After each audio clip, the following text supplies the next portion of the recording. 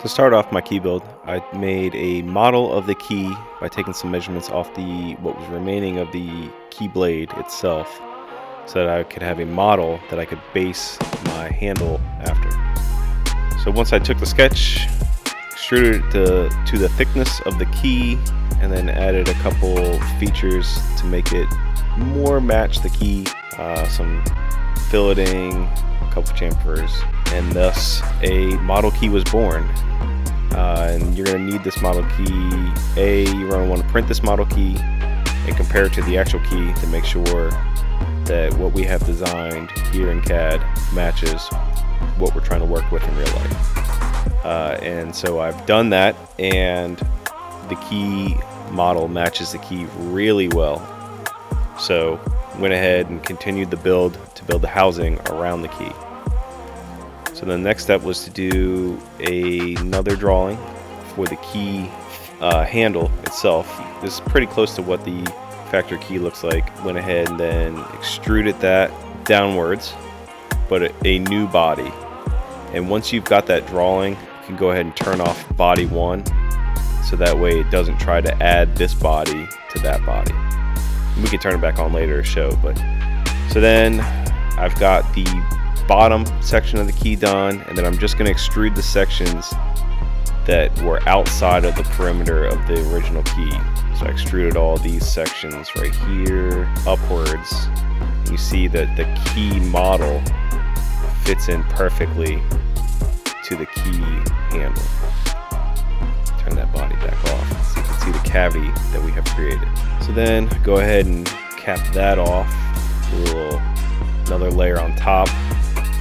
Thus we have a fully encapsulated key. Now you can actually see over here, you should be able to see the key inside of that handle. So that's what's going on the inside. So then just a little cleaned up to make it a little bit nicer, a little bit of filleting, a little bit of chamfering on the edges. And then the next step is, since I want to print this body, stop it right here at this layer while the cavity is still open and drop the key in and then continue the print. I need to add something out here to support the tip of the key blade so that I can drop the key in and then print over top of it. So came out here, just drew a line out, and then did a thin extrude on that line so that this would be physically attached to the base, and we'll just trim it off when we're done. There's the thin extrude. I just did 1.2 millimeters wide, so that a standard 0.4 millimeter nozzle, it'll be 3 passes down, just strong enough to hold it in place. And then extruded that up the thickness of this base so that it's just touching to keep that key perfectly flat while we continue the print. And then just a couple guardrails on the side to keep the key square. And then what you want to do is you just want to turn that body back off, and there's your final product.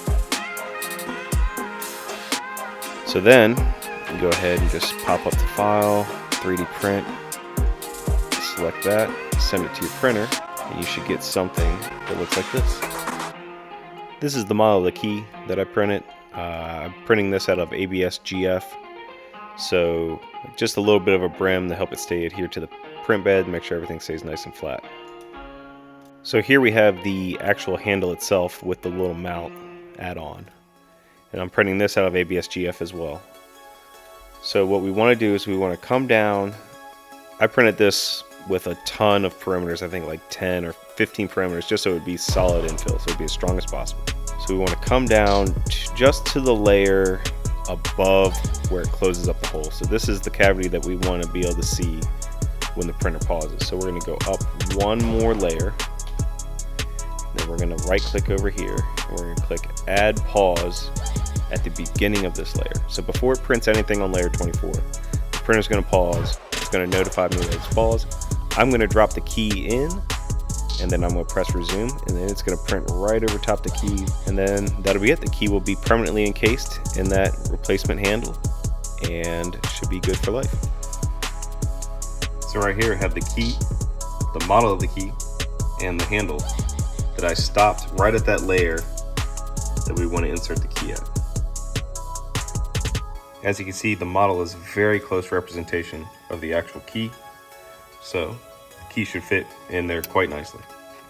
Really, the only reason to print this is to make sure that the model of your key is accurate before you go ahead and design all this. Because if you design all this around an inaccurate model, you're just wasting time. The key fits perfectly, nice and snug, not too hard to get in. All right, so I put the key on the bed so that it would be hot, so it wouldn't be like a heat sink to this print. We're gonna drop it in. Fits nice and snug, and it is hot. Then it's gonna click play, and it should resume.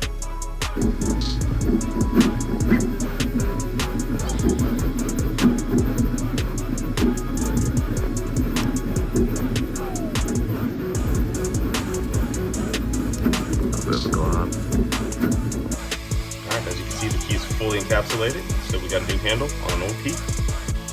That came out awesome. No more grabbing that tiny little handle to try to start the car. And now for some W123 turbo diesel ASMR goodness.